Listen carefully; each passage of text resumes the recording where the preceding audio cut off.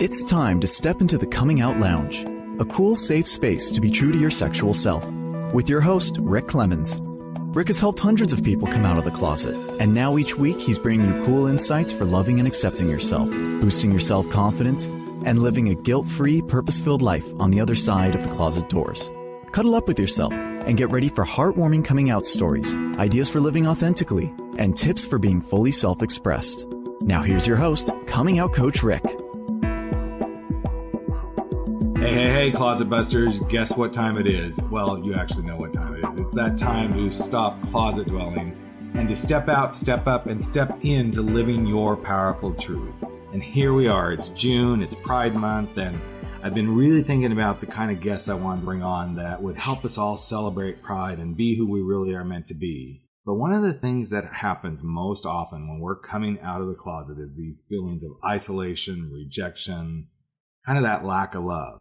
And all these are really common fears when you are facing that closet door. Yet at the very core, all of those fears represent the need to connect and to cuddle into the warm arms of acceptance. So the question comes up, how do you do this? How do you get past those fears? Well, today we're going to take a really unique approach to help you connect. It all starts with, well, I guess in this case, with some chicken wings, yoga, meditation, a touch of entrepreneurship, and of course, the art of cuddling. Yes, that's what I said, the art of cuddling. Joining me today is one smart guy who's taken his knowledge of business and wrapped it up in the arms of doing something different that's a really cool give back to society. And he's found a way for people to feel more connected to themselves and others. My guest is Adam Lippin. He is the co-founder and CEO of Cuddlist. Yes, Cuddlist, cuddlist.com. And it's an organization who's really put forth the mission to offer safe ways for us as humans to engage in the healing power of being really intimate and non-sexual in our touch, in a touch-isolated society. So I'm sure you're intrigued. I bet you're curious, and I bet you're really ready to get all touchy-feely with yourself and what is this cuddle thing all about? And if so, that's awesome, and I'm ready to welcome my guest, Adam Lippin, to the podcast. Welcome, Adam. Hey, Rick, and thank you so much for that really generous introduction. I appreciate it. Hey, you're welcome, man. So you are live with us from New York, and I heard it's a really beautiful day there, so that's awesome. I want to just kind of dive into a little bit of your backstory. So you're Mr. Entrepreneur. You've got a great restaurant chain background and been doing really well, been on some pretty cool treks through life. And then suddenly this lovely little thing called the Cuddlist showed up. So what was the impetus for all this? So the impetus was my desire to, after being in business for 25 years, to connect both sort of tracks of my life, one being sort of entrepreneurship and really enjoying the process of building a business, with the desire to sort of finally to do something to integrate my life as a gay man, as a yoga practitioner and teacher, as a meditator, and as someone who's sort of been on this sort of personal, spiritual sort of growth pattern plan sort of life for a long time. And I've lived very parallel tracks with my business identity and my other identity. And I decided it was time, I turned 50, to connect the two worlds together. This is the result of it. Well, that's awesome. I find it so interesting when I'm in my entrepreneurial world to just kind of watch my fellow entrepreneurs and their lives, because for some reason, I think entrepreneurs really kind of get the concept that your career, your work life is a direct reflection of what's going on in your personal life, and vice versa. What's going on in your personal life is very much a direct reflection of, what's going on in your career. And that's really what I just heard you say, is this kind of grew out of that connection. So was there a particular connection you personally felt like you were not having at that time? Or was it just more of, I want to bring back more, give back more, and help people really begin to connect? Well, I mean, I guess the story would start back in the late 80s, early 90s, when I was in New York, and it was sort of right in the middle of the AIDS crisis and sort of my personal journey through it. And so I'm alive and I've made it through, and I know people that are dead. And I also know people who, some people sort of got really closed off and really is hard for them to date or to meet people, and or they're lonely and they have a lot of their loneliness is sort of crept into the essence of who they are, and they're classically sort of touch deprived because they're not getting any touch needs met. Mm-hmm. That's one end of the spectrum, and another end of the spectrum are people who have sort of possibly act out sexually more than they want to, because they're looking for some kind of intimacy and there's no other way to really get intimacy, or they're not aware of another way to get intimacy. Because in our society, touch has to lead to sex. And so I thought that those are two populations that could really benefit from being able to engage in non-sexual healing touch that's intimate and real, and yet kept in a container that is not going to lead to sex. And sort of researching it, I sort of realized that straight men people have issues different but kind of similar. Yeah. And that's sort of what happened. That was like the driving force behind it. So as a business person, I saw this huge need of people that, over half of, people that live in New York City and major cities live alone. And at one time or another, all of us could use some more touch in our life, whether it's because we're just feeling lonely, or there are, some anxiety issues, or we're dealing with depression, or whatever it is. Mm-hmm. So from a business perspective, I saw a pretty wide open market, and from sort of where I'm coming from, I see the real need for it, and I've never sort of understood some of the constraints relating to touch. Now, all that being said, I completely understand, and consent is number one important. So I think that there's a real space here that I created with my partner Madeline to work on some of these issues that a lot of us have. Mm-hmm. I think a lot of the stuff that you just brought up is so important, because there is this isolation that tends to happen. And I think it's actually, just my own personal perspective, I think it's starting to happen maybe at a little bit higher level these days, because so many people are starting to be work at home sort of people, or location dependent sort of people, which is really great. I mean, I'm all for, let's all be able to work from our homes. Let's be able to work from wherever we are because of the beautiful technology that allows this. But one of the things I think most people don't really factor in, I mean, they may think about it, but I don't know if they factor in at what level it's really going to impact them, is this lack of connection to people. And I'm not just talking the intimate stuff, but just being around people on a daily basis. And then suddenly you find yourself being very, very isolated and going through a lot of stuff that you probably didn't anticipate.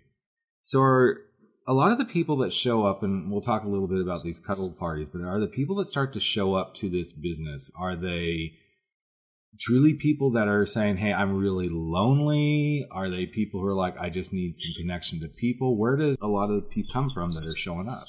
So the answer to that is yes. Yes. And basically people have a few different needs. There's loneliness. There's some kind of anxiety issues. There is sort of, a lot of people have sort of, body issues, or dealing with some levels of trauma.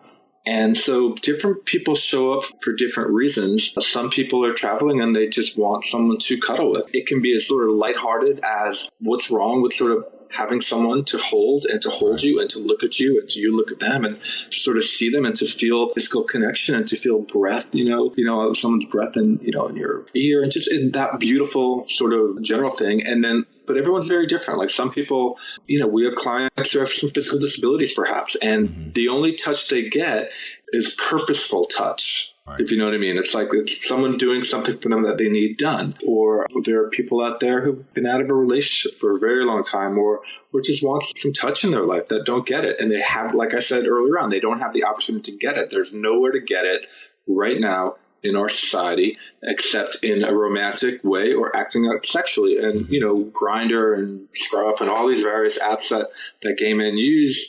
Now, I'm sex positive and all wonderful. And if you want to go out, hook up, and if you want to maybe find someone through those apps, that's fantastic. But I have a lot of people in my life that I know that use those apps, and sort of studies indicate that it can almost make people feel more lonely. Yep. Right?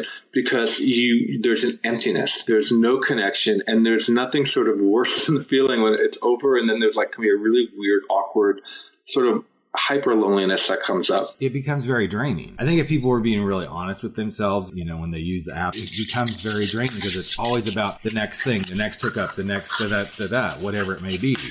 And there's not a lot of time for, let's slow down and go, okay, what is it I'm really, truly desiring? Not needing, but truly desiring that I'm not getting in other places. Exactly. So intimacy is what we all crave. Yep. We all crave connection with another person.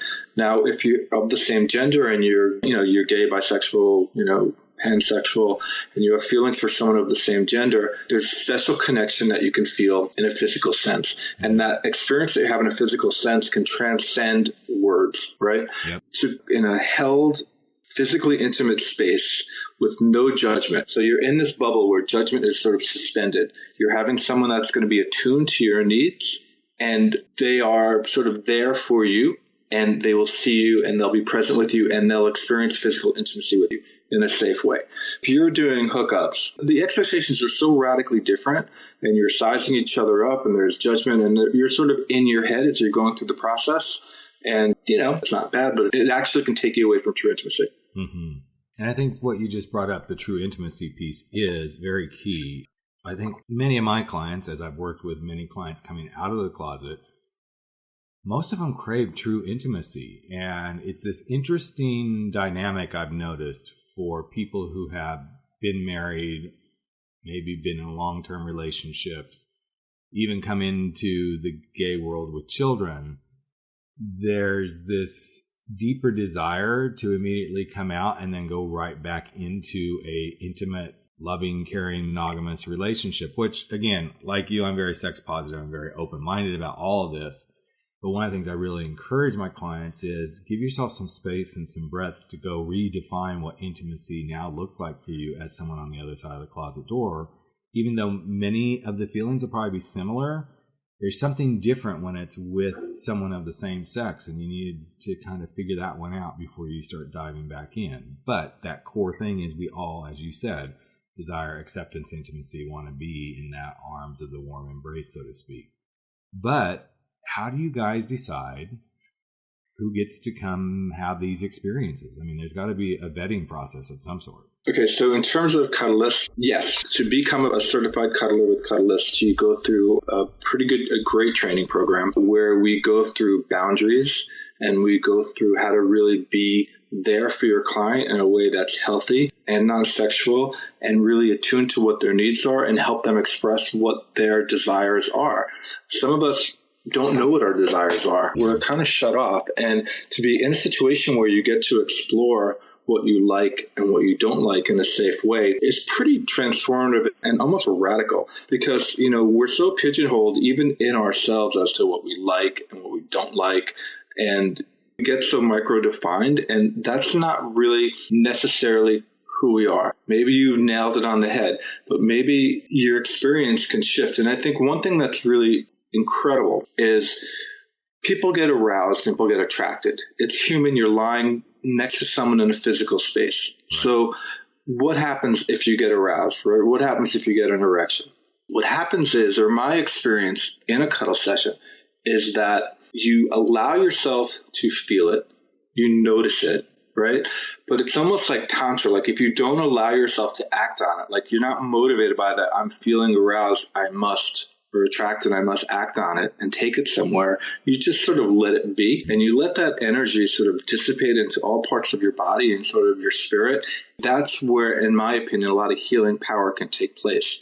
So an erection is not necessarily an enemy. It's just an indicator of sort of what you're feeling at that time. And, if you need to shift your body, half inch, you shift your body half inch. But by having that experience and not acting on it, and yet feeling loving energy around it, it's kind of amazing. And I don't really know how else to put it into words. It's pretty wonderful. Well, the way you described it is pretty much spot on. One of the things I have often shared with clients as we work around, okay, well, how do I now date? How do I, do this gay sex thing? Yes, people have asked me, well, how do I do the gay sex thing? I'm like, well, you just kind of got to start figuring it out. What turns you on, all that sort of stuff. But one of the things that quite a few clients have brought up is, I find myself being really attracted to someone, but I'm not quite ready to go to that space of the sexual experience.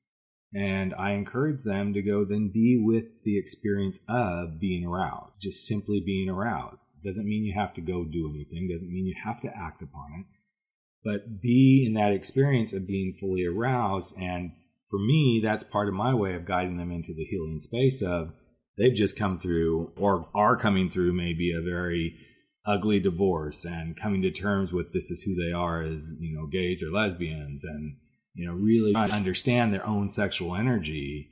Well, to me, one of the best ways to really start to dive into understanding your sexual energy is first be completely present with it. Doesn't mean you have to do anything once it shows up. Just be present with, okay, this is what I'm feeling. It sounds like that's pretty much the same thing you're saying as well. Just be in the Yeah, it's be in the moment. There's obviously sexual energy in the world, and there's actually, there can certainly be sexual energy, especially when two people are getting physically close to each other. Right. But the thing that I find more magical than that is sort of the realization that you're a human being, and the person that you're holding or is holding you is a human being, and that you're part of sort of the human race, and that you're sort of one of many, but that you're all connected. And there's that connectedness feeling, which is really where the magic is. And the thing about it is people don't really, you can know about it, you can read about it, but until you experience it, it's hard to sort of describe. And so what I find that happens, what I've experienced when I've had cuddle sessions, and what many clients have said to me, and what the various professional cuddlers that we have said about their experiences, is that there's some kind of transformative energy. Like there's that thing when like one person is seen by another person and they see that other person back, then that's just connection. And that's a really hard place to get to. And a lot of our practitioners, sort of like they're massage therapists, or they're somewhere in the healing arts, or they work with people on a one-on-one basis. And if you're a professional sort of healer, or let's say you're a social worker, you know intuitively what your client needs, which a lot of time it's just a good hug and like seeing them and giving them some really nice touch. But because of whatever the defined definition of your sort of service that you're providing, you can't do that. Right. And where that's really what people need. And so that's sort of what's exciting for me. Is like, so we have a lot of cuddlists who are in the healing arts that they want to do this because they recognize, like, holy shit, after doing what I'm doing for 20 years, this is sort of where it can really help someone in a significant way. Well, I think it is something that, once you realize this would be the thing. I know for me as a coach, most of my work is done over the phone or via Skype, or, it's done from a distance. But when I have the opportunity to work one-on-one with a client face to face, there have been opportunities where I could just tell the client really needed something like intimate, whether it was a pat on the back or a hug. And I've always been really good with boundaries, but I've also been very cognizant of, I'm really feeling that this is something that might help you in this moment. Would it feel good for you for me to just rest my hand on top of your hand to let you know that there's someone who is here to help you in a way that maybe you just need to feel that human touch, or maybe you need that hug. And it's really beautiful when you first ask permission. And second, when you see that that's exactly what the person needed in that moment, was to have that touch. I know for me, you're a parent as well, right? Yes, I have a 12-year-old, Yeah. So I was driving with my daughter to school the other morning, and she's been going through some pretty big stuff in her life. And I could tell she was very distracted. And, we give each other's hugs in the morning and the evening. So I could just tell while we were driving to school that she needed something. I said, would it help you right now if Dad just didn't say anything more while we're driving, but I just held your hand? And she said, yes, that would be what I need. I think sometimes we miss these pieces of what each other needs. And it sounds like being in this world of the cuddlist and finding professional cuddlers is a really beautiful way to start doing some of the healing that we've talked about. Yeah, it's amazing. I found my calling. I'm in love with it. And the more I do it and the more people I meet, the more I realize how wonderful this is and what a great need there is for just human need. It's like need number one, basic human need, to be touched, to be seen. Yeah, it is, because we're living in an age where it's much easier to be completely touch deprived. If we don't want to do something or interact with somebody physically, we could actually do that. We could do our social media. We can use our email. We can use Skype, we can use Google, all this stuff. And we would never have to really truly interact with one another again if we didn't want to, because it's been made completely available to us to be completely in a virtual world at this point. So I also think men need to relearn how to be physical and how to be around other men. And there's a fear around men. If it's straight men, there's a fear of like they're going to think I'm attracted to them, and there's weird energy. If it's other gay men, there's the attraction thing. He's not going to want me to touch him. He's going to think I'm hitting on him. He's going to think I'm too hot. I'm not, and you're going to rate yourself and judge yourself. And one of the things I'd love to talk about later is cuddle parties. I had a men identified only cuddle party yesterday. I hold monthly in New York City. And to see different men of different ages and literally, I'm talking 20 to 75 and different shapes and sizes sort of come together and see each other as men, and to see the sort of intergenerational and interracial and everything to sort of coming together. There's something so powerful in that. And it's kind of the greatest experience I've ever had and seen. And it's almost like when you take that experience and you put it into an hour or so with one other person that's there to help caretake for your needs and keep it in a safe, contained space. It's just magic. Yeah. It's funny that you bring this up, because it immediately took me back to the email exchange you and I had just a little bit before we decided to get on the air and record this show. So I'm going to tell a little tale about Adam and I. He sent me over his headshots, and he said, use this one. I'm like, okay. And I'm looking through them, and I shot him back an email and said, loving the new headshots, man. And he sent me back a little email saying, @blushing. And I was like, this is what it means when you can be really with another guy. And yes, we're both gay men, but I do this with my straight heterosexual friends too. I have a really good friend who lives in New York City. He's a straight guy. We met on a retreat, and I know I can tease him. He can tease me. We can talk about different things. We can even talk about sex, how we're both doing sex in our sex life. And we can also even talk about how much, this whole intimacy thing is affecting both of us. And one of the things that we always say every time we get off of our chats, because we chat twice a month, we both say, I love you, man. And that's a big step for guys to actually be able to say, I love you, man. I think this is a really powerful space you're creating, this container, not just for anyone, but especially for men. If they can find that beautiful pathway into this container you've created, Adam, I could begin to heal the world in so many ways. I hope so. And, in terms of gay men or men coming out or bisexual men, especially as you were describing men that are, coming out of the closet maybe a little later in life or whatever, the pathway in, that's why your work that you do is so valuable. You work with people to help them realize who they are and how to be comfortable in their skin in this world and own sort of who they are and be happy and positive. And so if you took exactly what you do and you put a part of it into sort of what I do, you give them these guidelines and these tools, and it's almost like we can do a practicum with them, right? This is how you hold this person, smell his breath, feel his body, breathe together, and all of this thing without expectations of it going somewhere. So all of that sort of, exciting yet probably very scary sort of stuff can be left off the table. And it's truly like a workshop, and skills that you'll get and the comfort that you can have. I mean, that is sort of good information to take forward in, your dating life, etc.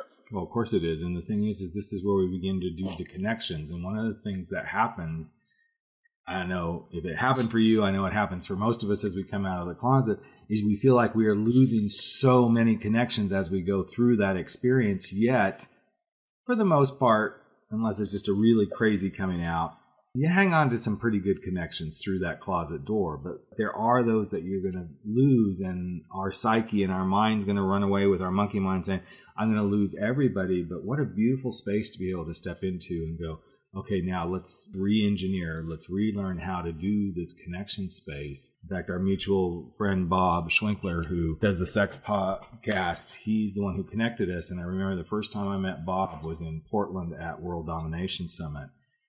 And there was just this aura that I was pulled to him. And then when I got to spend time with him not too long after that at a different retreat where it was all men, I really began to feel this pull to just being with Bob and doing work with him as coach to coach and, working in this arena that we did. But it emanated from this beautiful, intimate connection that we both felt as men, and not, I'm going to say that again, not in a sexual way. Yeah. In a very intimate way.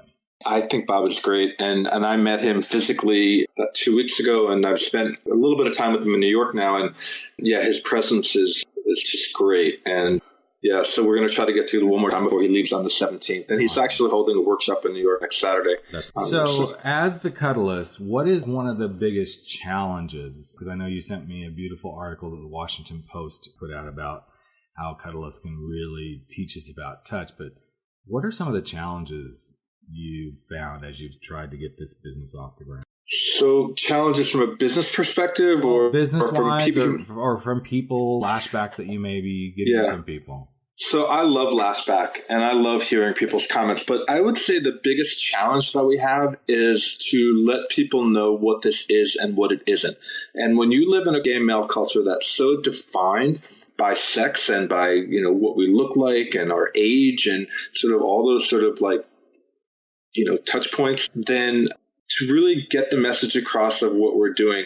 And so because it's so revolutionary and sort of new, it takes a little bit of time to sort of let people know what it is. And you have to meet someone where they are. And so I'd say that would be the biggest challenge. And I think when I have the ability to spend a few minutes with someone really explaining it, there's almost a point where you can see their heart crack open and they completely get it and they completely understand it and they see the value of it. So I guess the initial sort of, you know, it's like introducing a new market, especially when it's so, I don't know, it's not against the grain. It's intuitive, but you know, to really understand what it is and what it isn't. This is not softcore prostitution. It is not anything relating to that. It's really healing, loving, embracing. Yeah. That's probably the main challenge. Sure.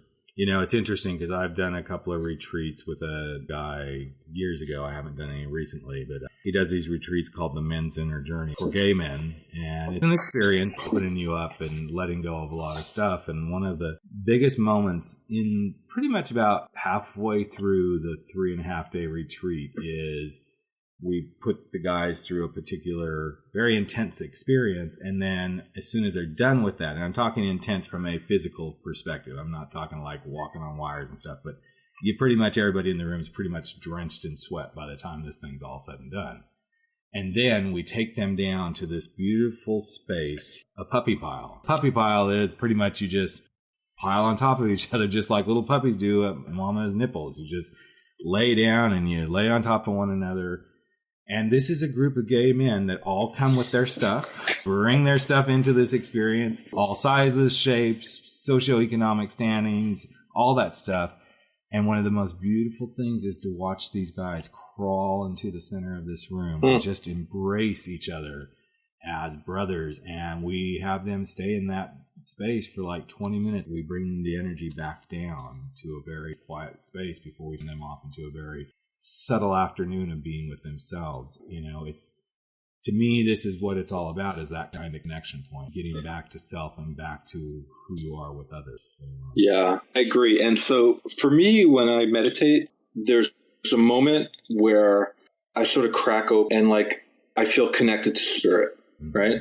And it's indescribable. And you know, the yoga practice is all about like coming home to you, you know, really. And I find through this type of healing touch, you can have that experience. So there's a journey from the head to the heart that can happen in a relatively quick space that allows you at the very least to see, I am capable of this. You know, this feeling that I thought I wasn't capable of, or I feel like I didn't deserve, or I didn't know I could have, or I didn't know that I had access to it. I have access to it and I can see it. And for a lot of people, for all of us, that information alone is great information. And you can't read about that information. You sort of have to experience that. Yeah.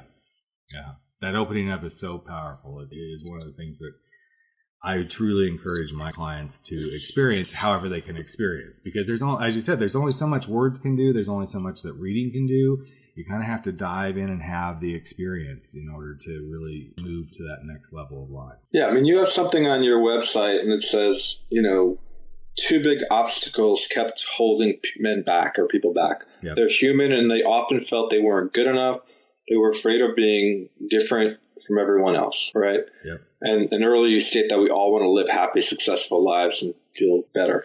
I've chosen to see how I can be impactful in this is to sort of create a space for healing non-sexual touch. Because if you have that experience and you're truly being seen, then you become unafraid, at least for that time period. Yeah. And like that muscle memory thing, like, so you will remember at least a thread of that not feeling afraid. And it can be really helpful on your journey. It can be. It can be totally helpful. And I love what you just said, because it is that piece of once you have this deeper connection with yourself through this cuddlist experience, your muscle memory will remember that, and it will help take you forward through those other times when you feel like you are alone and you're at your lowest points, or you're feeling that craving, and it will probably help sustain you and open you up to being able to go find that person, or again, in a connection where you can make that happen. Right. And so going back to your question, like the hardest part of this business, everyone knows that. How do you communicate this message that this can happen and that this isn't sort of just that's the challenge, is to be able to communicate it, because people that experience it know it. Yep. Right. People that went on that men's retreat that you just described had an experience that they can talk about it, but they really have it internalized. Right. It's like that energy is going to go with them, and they're going to reference it back, and it becomes sort of a part of who they are. Exactly. Right. But you couldn't really tell someone before that they were going to experience that. Right. I mean, you can reference it, but they're not going to be like, okay, I'll give it a shot. So that's sort of the challenge. It's like really helping people understand like sort of, what this is and the benefits of it. So one of the things I always ask as we wrap up these conversations, and first, it's been a great conversation, Adam. So thanks for making time for me today, man. Thank you, man. So one of the things that I always ask each guest to share with the listening audience is that thing they'd like to leave with them that would help them in their coming out journey, whatever it could be. It could be, from my experience, this is what helped me, or, some piece of advice that you think would be the best thing for them. And first thing that's popping up in my mind is make sure you get lots of cuddles and hugs as you go through this. If you have something you'd like to leave, I'd love to hear it. Well, I love the Trevor Project and the It Gets Better campaign, because it gets better. And again, you may not know it's going to get better, because it's hard to feel that when you're in a space. Yeah. But, stick with it and go through hard work, and it'll get better. And coming out is transformative, and you will discover at some point that you're where you've always wanted to be. If you ever kept a journal and sort of what I'd like to feel, at one point you will. And, if I could offer anything, it would be, find a men's only cuddle party. I run great ones in New York with a really fascinating group of men. Go to cuddlist.com. But, find community. There's meetup.org, which has great events all over the place. Find a welcoming sort of church or whatever your religious affiliation is. Meditate, do yoga, do things that you can access, and also find someone less fortunate to help out. That's awesome. Awesome stuff. So the best place to find Adam would be at cuddlist.com. You can get all the information you need about his certifications, the parties, how to get connected, how to be part of the community. Keep watching for him. There's lots of good stuff coming out in the news all about cuddlist.com, and I just can't wait to watch this business truly grow. So, all right, man. Well, again, thanks for being here today. And if you've been listening and you've enjoyed what you've heard, which I hope you have, you've learned something that you can take away with you, you're dying to go sign up for a Cuddlist party, well, just hop on to any of the links that are there in the show notes. We truly appreciate you sharing what you've heard and just being part of our own community. And if it's really moved you, please take the time and just give us a rating or review on iTunes or Stitcher or wherever you may be listening to us. The reason the ratings and reviews are so important is they are the things that help us get this word out about the stuff that we're sharing here on the Coming Out Lounge.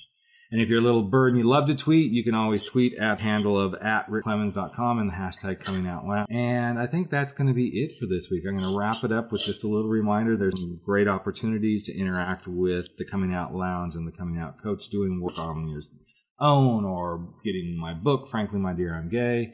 And there's some new services coming around the corner that will help you if you just want to focus on certain things like maybe religion or coming out to family or how to start dating and all that sort of stuff. So just stay tuned, check out the show notes, and again, never stop stepping out, stepping up, and stepping into living your powerful truth. I'm Rick Clemens, the Coming Out Coach, and thanks for being here today with us on the Coming Out Lounge. Take care, everyone. Hey, Closet Dwellers and Coming Out Lounge listeners. I wanted to invite you to check something out. For all the years that I've been a Coming Out Coach, one thing I've learned is sometimes people come to do the work with me And they only need a little bit of help to get over something very particular and very important to them. It could be reconciling their religion and sexuality. Maybe it's learning how to have the difficult conversations where they say, I'm gay. Possibly it could be, oh my God, I'm out of the closet, but now how do I do this same-sex dating and mating sort of thing? Well, what I can tell you is throughout the years, there are common things that show up over and over and over again. And what I've heard most from my clients and listeners of the podcast is, I want a way to work with you just on these particular subjects. Yay! I am so excited because I've taken the action and I've made this possible. So how do you find out about these particular programs? You go to thecomingoutcoach.com, or if you're on the show page right now listening to the podcast or have just listened to the podcast, over to the right-hand side of the podcast description and everything is an icon that says one-on-one coaching sessions. Click on that button, you'll be taken to a page that describes each of the different 9 sessions I'm offering. They are one-on-one sessions that we can do via phone, Skype, or even FaceTime. They're very action-oriented. We go right to the topic that you want to talk about. And each of these sessions also includes a copy of my book, Frankly, My Dear, I'm Gay. So what more could you ask for? You get me for 90 minutes devoted to you, plus my book. So go check it out. See if there's something that could help you as you step out, step up, and step in to living your powerful truth. Take care. I'm Rick Clemens, the Coming Out Coach. I look forward to working with you. You've just experienced the Coming Out Lounge. Go online to www.comingoutlounge.com to learn more and tune in again next week for more stories and tips for being true to yourself.